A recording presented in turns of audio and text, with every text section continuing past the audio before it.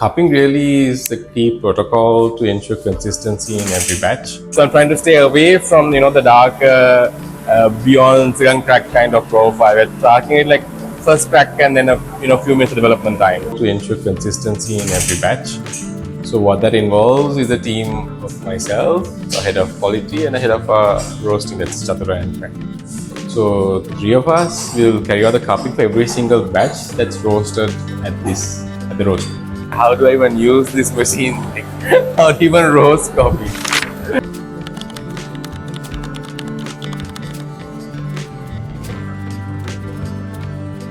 Hi Rinosh, can you take us back to your first roast here?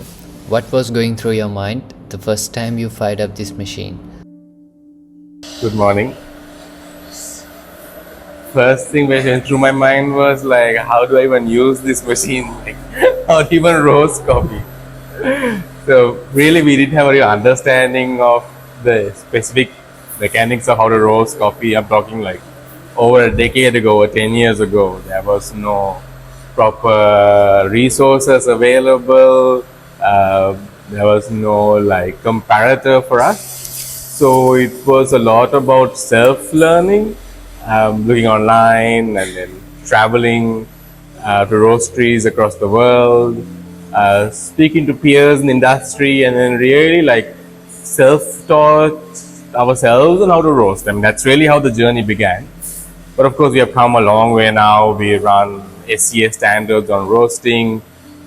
We have running Artisan and Cropster softwares to ensure consistency. We've come a long way, but the start was very self-learning and then figuring it out on our own, essentially. What does this roastery mean to you personally beyond the machines and beans? I think it's not just about coffee roasting, it's more like an expression of what Sri Lankan coffee can be.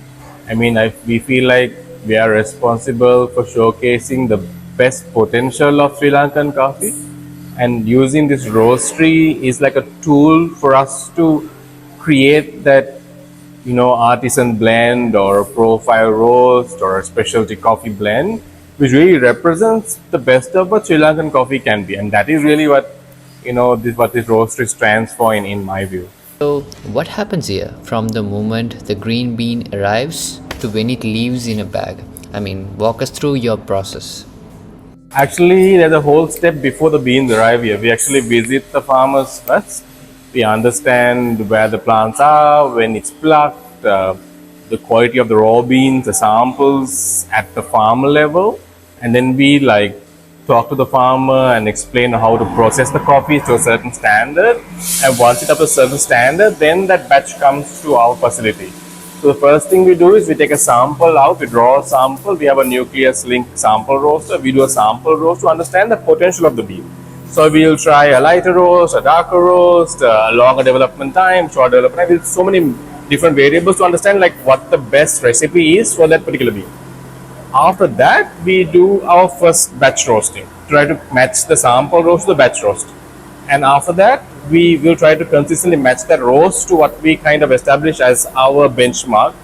And then once that's completed, we will do a cupping cycle to make sure we score every single batch which comes out of the roaster to make sure it's up to our 80 plus score, 83 plus score, make sure the consistency there in terms of scoring as per SCA. Once that's approved, then it goes into blending, grinding, and then packing, and so on and so forth. That's roughly how the cycle goes. But there are so many different loops within that. For example, to take one area of quality process consistency, our QC team will check the moisture content, the color, the grind size, so many variables they check to ensure consistency. There are so many mini processes within the larger cycle, but this is overall how it works. When you're roasting, what are you listening for, smelling for, watching for? What are the signs that tell you this is it? So it's very visual and auditory. So one of the first things you're looking at is the color changing sequence of the coffee. So coffee is initially green. So you start roasting, the drying stage, it turns to a bit like a light, like a peanut color. And then it goes to a cinnamon kind of stage. And then milk chocolate and dark chocolate. That's kind of how the color sequence works. So you're looking out for the color sequence at a particular time at a particular temperature. But the key difference, what to look out for, is the first crack. It's like the popping sound. So that really indicates where the roast is in its cycle, and that really gives you a gauge on where the roast will end up at. So that's like the key sound auditory kind of cue we take. But beyond that, it's the color we look at. So it's a multiple parameters to look at in the roast cycle. So other than that, you have the computer which gives us the time, the temperature, the airflow level, the burner level, so many parameters we control to make sure the roast is consistent. So, but on a physical perspective, it's color and sound, and a little bit of smell also. You can look at like a peanut or like a light kind of fragrances you look at whilst roasting as well.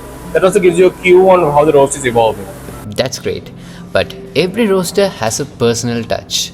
How would someone know they are drinking a roast done your way, the soul way? That's a really good question because I am not a big fan of these bitter coffees. I really like the lighter floral note because that represents the real DNA of the coffee. I think, in the earlier days, it's all about darker roast, more like heavy body, the bitterness, which is what was quite popular. But I feel like we are now moving into like the fourth wave of coffee, which is more the lighter notes of coffee, really representing the environment that the coffee grew in and really the characteristics of the coffee. So I like the lighter roast. So I feel like my touch has been to bring that roast curves all towards the lighter side and really bring out the natural taste of the bean, regardless of whatever blend that we produce, whatever roast we produce. So I'm trying to stay away from the darker, beyond Sri crack kind of profile. We're tracking it like first crack and then a few minutes of development time. After roasting comes cupping. So what does that session look like here? Who is involved? What are you tasting for? So cupping really is the key protocol to ensure consistency in every batch. So what that involves is a team of myself, a head of quality and a head of roasting, that's Chatura and Frank. So the three of us will carry out the cupping for every single batch that's roasted at the roastery. And that really gives us parameters in terms of like how each batch is consistent and also like making sure that our targets for that profile is met. So that involves making sure you standardize the weight, the temperature, the brew time, and also we are measuring things like color of the coffee as well. And then you cup and taste each of those batches based on an SCA standard. So we'll check the body, the acidity, the sweetness, the aroma, all the parameters, we rank it against that and we score it. So if it falls below a score of 80, then it's not specialty, so then it is rejected. So that's how we make sure coffee is consistently good.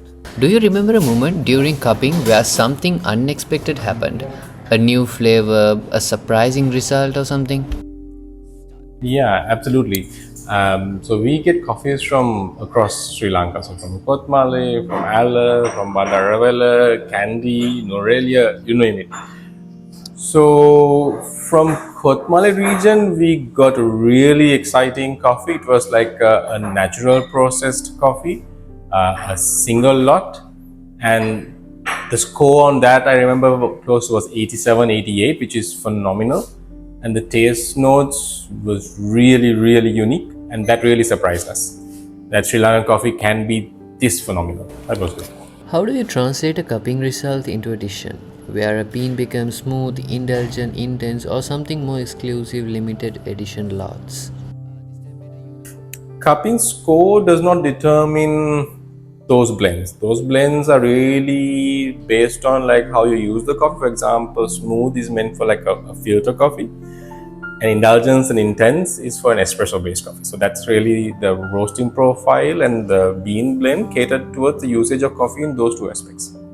The cupping score determines the quality of the coffee. So like I said, if coffee cupping score is below 80, then it does not meet our specialty standard and then you have to reject that batch. So that really determines the consistency. And then if coffee is scoring very high, then you put it onto like unique and micro lots or nano lots or specific blends that we put it into. So that's how you can determine it. You often mention cup scores and standards. How do frameworks like SCA guide you without limiting your creativity? So interesting question. So SCA gives you a rough guideline in terms of what parameters you should measure the coffee against, and that's a global standard, and that's been tried and tested and evolved across the years, and that gives you a really good baseline on judging your coffee. But that is not the end all. There are other areas that we look at. For example, for Sri Lankan coffee, there's some unique parameters that we feel really represents coffee, and our tastes are quite unique than the coffees across the world. So we have some unique parameters we developed internally across the years to help us judge better those coffees. So we use SCA as a baseline, but that's not the 100%. So we add our own kind of measuring parameters on top of the SCA standards. So that gives a better overall perspective of what our coffee is about. There's a lot of technology here, sensors, data, profiles, but where does the human element still lead the way here? End of the day, the cupping is really the final kind of the gateway between approving or rejecting coffee. So regardless of all the data in play, if the taste during the cupping session is not up to standard and does not match our profile or our blend, it's rejected. So the human element is the final decision maker in the entire sequence of it. But until then, we have a lot of data to help support the decision making. But the final taste and human decision is the final decision maker in this curve. How do you make sure each roast reflects the story of where the bean came from, the region, farmer, the climate? It's a good question. So over the years, we understood certain coffees from certain regions have some unique characteristics. For example, we feel like the coffee from Balimada has a bit of the more chocolatey, slightly on the heavier body kind of characteristic, and from Kotmale we are getting a little more of the fruity, nutty kind of profiles we are getting because of the soil, the temperature, the elevation, the climatic conditions. So we know coffee from different regions has some unique characteristics. So we have now matched those regions to certain blends. For example, if we want for smooth, we want something which is floral and light. So we'll source those coffees from those regions, allocate it for those blends. And for espresso, we'll allocate from like Balimada, we want a more heavier body, more chocolatey note. So that's how we'll allocate the blends based on the region through our experience of it's our 11th year in the business, over a decade. So we really understand how Sri Lankan coffee sits across the taste parameters. If a barista halfway across the world brews this coffee, what do you hope they feel or say after their first sip? I would love for them to say like, wow, like to be surprised at the unique taste notes that we are providing compared to all the coffees across the world. Because coffees across the world has been in the business for a while, like with Ethiopian coffee or Costa Rican, but Sri Lankan coffee has not been in the global market or the global playing field since before the coffee rust happened. So with this unique taste profile coming to the market with the new processing standards and roasting standards, it really should be something which really wows the baristas across the world. That's what I would hope for them to kind of feel like it's a new gen of coffee, something very surprising and impressive. I would like to know, what does this roasting mean to you? Not as a profession, but as a part of your identity. I feel like roasting is that tool which really helps me express the best of what Sri Lankan coffee can be, and my whole ideology has been to take Sri Lankan coffee to that global standard, and using our roasting knowledge and experience and the tools in hand, it helps us take this to the global standard and express the talent that we have in Sri Lanka. So that's how I kind of feel what roasting is about. If someone asked what makes Soul Coffee Roasters different, what would you say? Not from a sales point of view, but from your heart. I feel the truly unique part of us is the fact that we are a farm to cup roastery, and that's not something that the others cannot kind of say.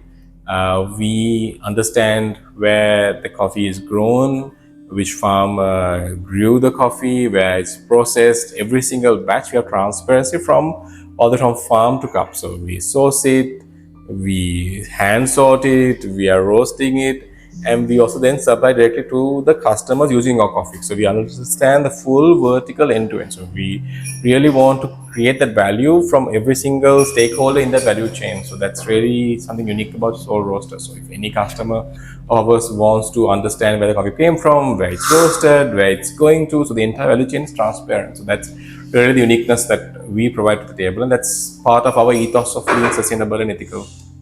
So, what's your thought about the current coffee industry in Sri Lanka? What was it before, how it's going on, and what's your predictions? I think Sri Lankan coffee in the last decade has come a long way in terms of quality. The initial stage, I would not say we were anywhere close to specialty, but now we really have into the specialty phase. But we still lack the volume and consistency and number of players who are growing it and processing it. So that's really where I think the need is. But I feel the quality standard has come a long way, and personally, it's quite satisfying to see the more attention, the number of new entrance into the market. I think so. That's, I think, we're in a positive kind of wave. I think it will go to a whole different standard in the next decade to come. And lastly, what's the one thing people never see in this process but should? I think from a consumer perspective, they should really understand where this coffee is from and the actual genuineness of the coffee, the reality of it. All coffees look alike, but there's a whole story behind each bean, and people should really demand to find out where is it actually from, this coffee. Is it really Sri Lankan? Is it really from this region? Is it really representing what it's claiming to be? And people should be more curious and push wherever you're drinking coffee to really find out about this bean. And that's something that I feel should come into the picture. What will be your advice to someone who is just getting into this industry? So, what will be your advice? I would say start from the back and work towards the front, because I think not many people are paying attention to the harder part, which is the sourcing and the growing and the taking care of the plants and those cherries being processed to bean. And there's not enough people in the back end of the coffee supply chain. Most are in the front of it, but there's a big shortage of coffee, so there's a lot of opportunity also in the back end. So I would say if someone's starting out, start your journey from the back and work towards the front.